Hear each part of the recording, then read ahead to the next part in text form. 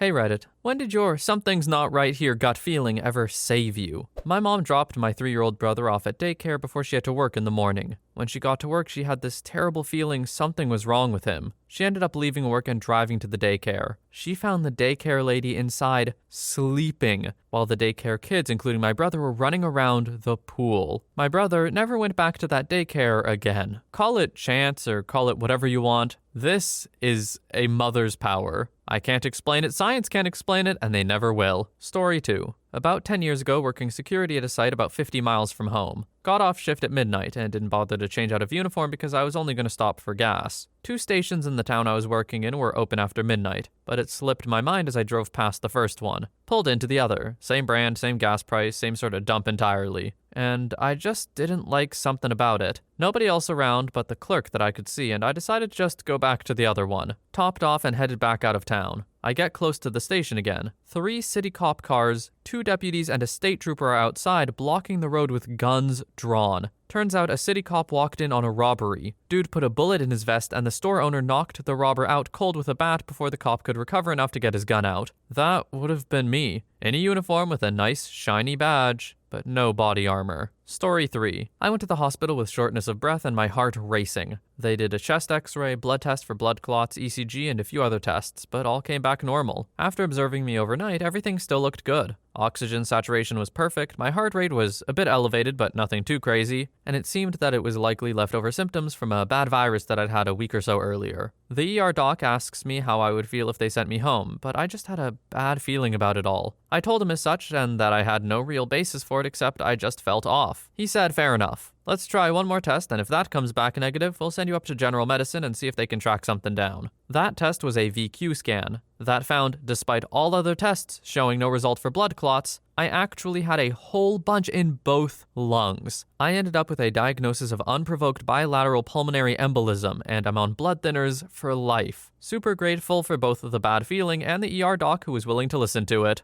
If you followed the channel, you'll know there's a good bit with a lot of medical stuff in a row. This has taken me right back there, but this is a doctor that listens, and that makes me happy. Sometimes the body just seems to know when something is wrong, and that gut feeling can save your life. Story 4. My aunt told me a story about my dad who greatly dislikes his sister and is an all-around jerk 98% of the time. He called her out of the blue one night while she was in college. She answered. He said he didn't know why, but he had this urge to call her to make sure she was okay. She told him she was fine and thanked him for calling to check on her. She never told anyone except me and hopefully a therapist or two, but she was holding the bottle of pills she was planning to unalive herself with right when he called her. 20-some years later, she's very happy with her decision to live. Story 5. Not me, but my mother saved my grandfather's life when he had a stroke in his chair in their living room. We had all started to walk around the development when my mother, after about 50 to 75 meters from the house, said, "I'm gonna go back and check on Dad." I went with her and I nearly witnessed my grandfather die. He was on the chair, conscious but unable to move or talk, just looking at my mother with bulging eyes. She called 911 once and then twice when she felt that they were running late. Ambulance came, got him on the stretcher, but it was too wide to fit out the door. We ended up tearing the door frame off to get him out. Because he was conscious, he actually remembers the ride to the hospital. He told us later that he heard the driver or someone say, "There is not a chance that this guy lives." That was when I was around 5 to 6 years old, and he's still alive to this day, more than a decade later. At my mother's funeral, part of his speech was about how without my mother's actions, he wouldn't have been able to spend time with her during her final years of life. And for that, he is eternally grateful. Story 6. It didn't save me, but saved a friend. A big group of friends and I were walking home from an event in a town we weren't used to. It was night and hardly anyone was around, empty streets and all that. We were walking down a sidewalk that had high fences next to it, so when you turned around a corner, whatever was around it was out of sight. One of the girls fell behind, distracted by her phone, I think, and I noticed. So I started drifting off behind as well to become sort of a midway point between her and the group. Soon, we were nearing where we were staying. Our group rounded a corner and then started making their way into the yard where our living quarters were. I saw a car drive past us and then turn the corner down the street the girl was still on. As soon as I saw it, I suddenly got this suspicious, awful feeling. So I stopped and went back to the corner to keep an eye on the friend. The car drove past her, stopped, did a complete U-turn, and slowly started creeping up behind/alongside her. She was still on her phone and wasn't noticing a thing. I stepped out from behind the corner and started walking towards her. The car sped off quickly as soon as the driver saw me. It scares me that someone could have just grabbed her. None of us would have seen a thing. It would have been one of those cliche movie moments where you turn around and realize a member of the group is missing. To compound that potential tragedy, she had just gotten engaged a few weeks prior. I think the fact that we had worked with some safe houses in the area that discussed human trafficking probably aided in me being on high alert. And the area we were in was known for that sort of thing already. Admittedly, I do think she should have been more careful if you knew that the area, well, if she knew that the area that you were in was known for that kind of stuff. But at the same time, you never know when something that seems small like that is going to end up being major consequence, you know? So I'm not trying to potential victim blame here or anything. I just think it's probably a good idea to pay a little more attention if the place you're in has just talked about human trafficking, or like somewhere has talked about human trafficking in the place you're in. I don't know. Anyway, huge on OP, good instincts, and I'm glad you followed through with them. Story 7. I was 15 years old and my mom dropped me off at McDonald's to get breakfast while she went across the street to get Starbucks. It was a shopping mall in suburbia and we were on our way to pick up a new kitten a few hours away. Instead of walking the 100 yards to my mom, I sat outside waiting for her to pick me up. Teenagers, I guess. As I'm standing there, a guy in an old station wagon with 2 kids in the back starts talking to me. He asks me where I'm going and I say whatever town it was. He says he's going there too with his kids and asks if I want to come. I tell him, no, my mom is across the street, and he comes closer. My gut is saying something is off, so I see a random woman walk out of Starbucks. I point to her and I say, that's my mom right there. He freaked out and left really quick. I still remember those 2 kids in the back seat. They looked so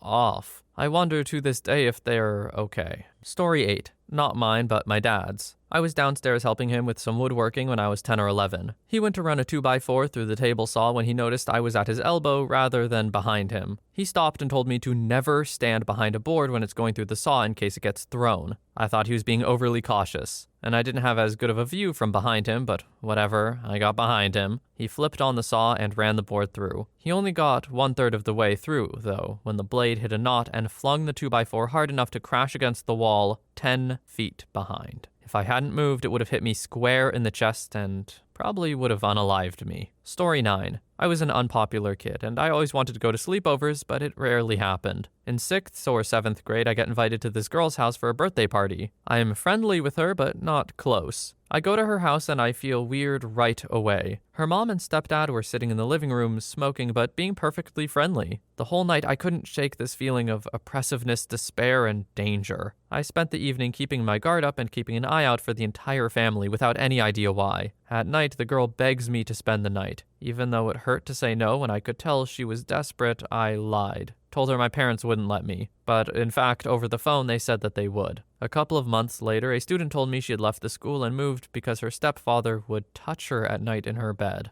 I think of her often and hope she wasn't hurt that night and hope she's doing better, but I am glad I got out. I gotta say, it's kind of good that OP doesn't blame themselves here. It's almost like a kind of survivor's guilt that you can get in situations like these where you're like, oh, if I'd done this, I could have saved her for one night, maybe, or something like that. But in reality, you weren't safe either, and your gut told you that, so it's good you listened, I think. I also hope she's doing better and the stepfather faced some sort of consequences, preferably pretty hard ones. Story 10. My dad had to go to court to settle a way overdue payment for the place he worked at. He's going to take me with him so I can be more exposed to the adult world, so to speak. However, that meant he would have had to leave the office back door unlocked so the rest of the staff could clock in. He suddenly didn't feel right about it and decided to have me man the office instead. He got T-boned outside the courthouse on the passenger side of the car that day. The car was totaled, and if I had been there, I would have been severely hurt. Story 11. A guy definitely roofied my drink at a bar. He was totally mild-mannered and not creepy at all.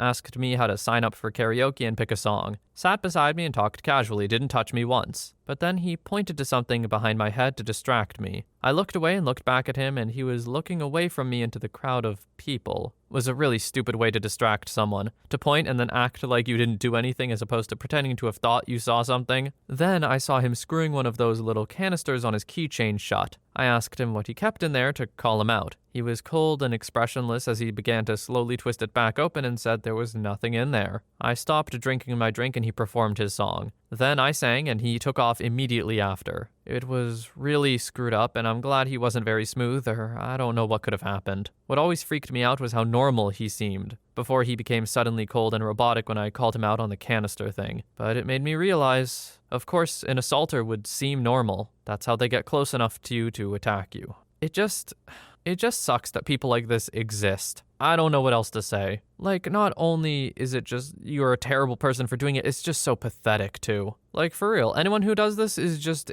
I don't know, insane loser in my books. It is an interesting point about how normal he seemed, though. It's probably a sociopathic kind of thing. Those sorts of people can be extremely charismatic. Get your guard down. It's just freaky. It's just weird. Hate it. Story 12. I was falling asleep in the car. My friend was driving. All of a sudden, he stops talking and I think to myself, what the hell? Something's not right. I open my eyes and turn over. Dude was having a seizure. His legs were stiff and his foot was on the gas. We were going downhill towards a busy intersection. We had the red, so I slammed the car in park and pulled the keys out. Car starts rattling, making a weird noise, but it gained so much momentum it was still rolling down. So I grabbed the steering wheel and veered us off the road into the side of an abandoned building. I opened his door and climbed over him. I was able to get him out and turn him on his side. The police officer that showed up was like, "You couldn't have done this in a safer fashion." I just said, "Sorry." But inside I was like, "Screw you, buddy." Like, come on, officer. OP probably just saved a lot of lives, if not just a lot of damages. I feel like you shouldn't criticize how they handled an incredibly frightening situation. Oh no, your brain didn't weigh the cost benefits of every single possibility? Come on, OP, it's like you were in a life or death situation or something. Story 13. When I was young, around 8 or 9 probably, I lived 3 blocks from a convenience store. It was the early 90s. My best friend and I convinced our parents to let us walk to the store alone to get some snacks. Important to add that the 2 blocks closest to the store are connected, but the 3rd block we lived on was its own unconnected neighborhood. So anyway, as we're walking back from the store, we're coming up on the 1st street and a truck drives by and stops on the side of the road in between the 1st and 2nd block on our side of the road. I stopped and told my friend we should go down the 1st street and go through the neighborhood, then come back out the 2nd street and then head to our 3rd street to avoid the truck. She thought I was being stupid, but I refused to keep walking on the main street, so she followed me down the 1st road. We are now in the 1st neighborhood, and about halfway between the 1st and 2nd street, we see the truck slowly driving down the 2nd street into the neighborhood. The driver sees us and immediately slams on the gas and turns his truck towards us on the street. We ran and hid in some bushes further into the neighborhood for about 10 minutes. We heard the truck driving back and forth for about the first 5, and then it was quiet. So we started making our way out of the neighborhood towards the 2nd street again. Suddenly, here comes the truck, slowly. Sees us and guns it towards us again. We jumped over a fence into a backyard and started pounding on the back door. By the way, this is a Tuesday, middle of the day during summer vacation. Most people are at work. But miraculously, a man and a woman opened the door and let us in.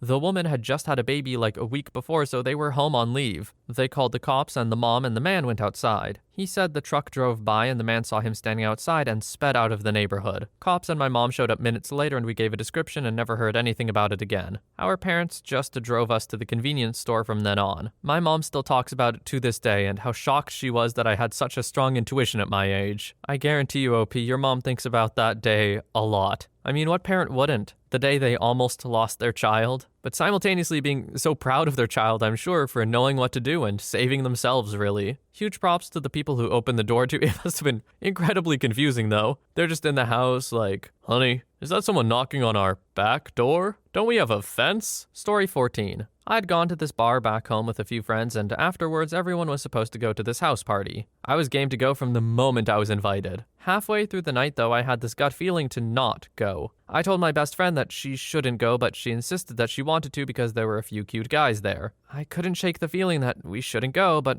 she talked me into it. When we got in my car to head to the party, the gut feeling was worse. I grew up around cars and drive a manual. My best friend is completely clueless when it comes to cars, so I deliberately grinded the gears and jerked the car and made it stall, acting like something was wrong. I pretended to try to fix what wasn't broken, and after about 15 to 20 minutes of fixing my car, cops and fire trucks followed by EMS flew by us. I fixed my car but told my best friend that I just wasn't feeling well, and she agreed, and said my car breaking down ruined her mood, so we went back to my place to watch movies. About an hour after getting home, we got a call from a friend of ours saying that the girl who owned the house and who was throwing the party was cheating on her husband who was deployed, and he came back to surprise her and caught her in bed with his buddy. Dude pulled a gun and started shooting at this girl and his friend while everyone else fled the house. Story 15. I was in the Amazon as the end to a 3-month solo trip around Latin America. Wanted to enjoy one last walk through the jungle before leaving, so left my jungle lodge around 8 a.m. to walk down a small river nearby. I stop and close my eyes to listen to the sounds as the jungle is super loud with crickets, birds, insects, etc. Almost immediately, I got a weird feeling and felt really uncomfortable, which was weird because up until then I'd felt only peaceful and happy. When I opened my eyes, I realized everything had gone completely quiet, which was definitely not normal and not something I had experienced in the other rainforests I'd been to. It was bizarre. I immediately felt that I had to leave, and fast. After I dipped and got back to the jungle lodge, I told the tour guide what happened. He said it usually only gets quiet when there's a big predator nearby. Thanks, but no thanks. Story 16. One time when my little sister and I wandered off in Superstore, a strange man was standing behind us in the toy aisle, and I was getting super weird vibes about him. Keep in mind, I was only 9 or 10. He also looked super shady. Big hoodie, dark sunglasses, you name it, just screaming serial murderer. So obviously, my first thought was just to move away from him because we could look at different toys anyway. Nope,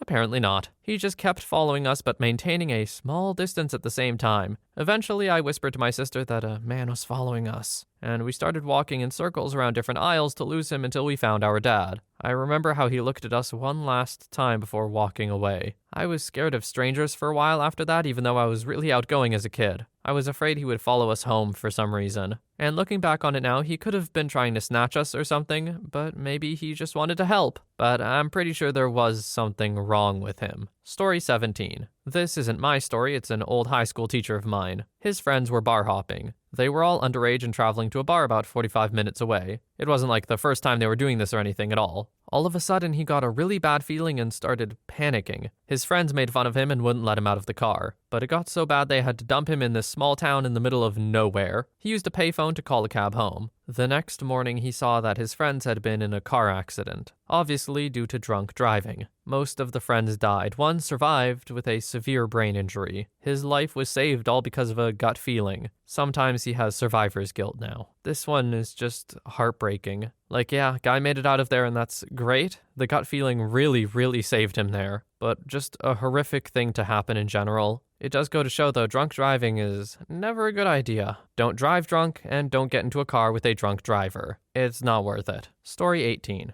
Last year, December 1st. I had slept for almost a week trying to fight what I thought was the flu. Woke up, and that exact gut feeling kept on telling me something is not right with me. Called the parents to tell them and then cabbed myself to the emergency room. Took blood the whole 9 yards. Was there for 8 hours. Discharged and sent home. Called the next morning asking me to come back because they found something in my blood. Bacteremia and endocarditis. I was put on penicillin immediately for 2 months. More tests, more things wrong. Went for a specialized test on December 21st. Woke up to them telling me I needed surgery as soon as possible. They're trying to find a surgical team. Earliest is the 24th. I go in and while they're operating, I have an ascending aortic aneurysm, and it caused an aortic dissection. They're able to fix it. I've got a synthetic valve in there now. Here's the kicker. I work in a restaurant kitchen just before the start of the holiday season. Normally, most cooks would tough it out and just work. Most think, oh, it happens, I'll get better soon. Just keep going. There was just something about the way I was feeling this time that made me go to the hospital. I'm told if I had done that, I more than likely would have died before my birthday, and they would have found out about the aneurysm during the autopsy. That still sends chills down my spine. My best friend works as an emergency room nurse at the same hospital that I was operated on, and she was freaking out internally but kept it together on the outside for me. She explained just how serious this all was after I was in recovery. I have promised to tell her whenever I get that same feeling again. I'm telling you, man, aneurysms freak me out really badly. Maybe it's because my friend had, well, it wasn't quite an aneurysm, but a brain bleed of some description. But they just happen so suddenly with no warning, and it's... Sometimes you don't even know in cases like this, right? Or at least you don't know they're gonna happen. I don't know, it's scary stuff. The gut feeling really did save OP here, and that's... I just hope I get gut feelings like this, is all I'm saying. Anyway, as much relief is in this thread, I felt a lot of tension too. I gotta get up and do some stretches after this or something. But nonetheless, hope you enjoyed. I also hope you have a wonderful day or night wherever you are, and I'll see you in the next one.